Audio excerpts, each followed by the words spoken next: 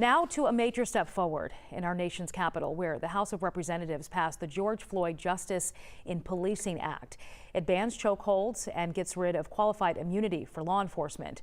The nation watched George Floyd's final moments on video as he desperately pleaded for help while telling police he could not breathe, all while being arrested last year. He eventually died. Liza Lucas joining us this morning to explain the policing bill and what it means for you. Liza.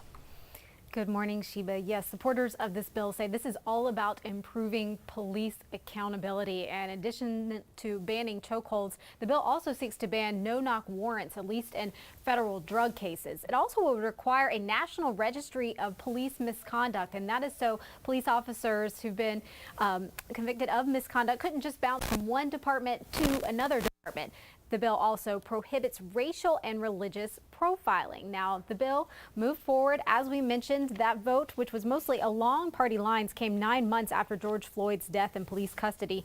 His death sparking nationwide calls to overhaul policing and address racial injustice. Former police officer Derek Chauvin, who was filmed kneeling on Floyd's neck until he died, he faces second-degree murder and manslaughter charges, and his trial, as a reminder, is set to begin on Monday. Now, this is the second attempt by House Democrats to pass such a bill. The bill now heads to the Senate, where it needs at least 10 Republicans to vote in support before it can head to President Biden's desk. Sheba.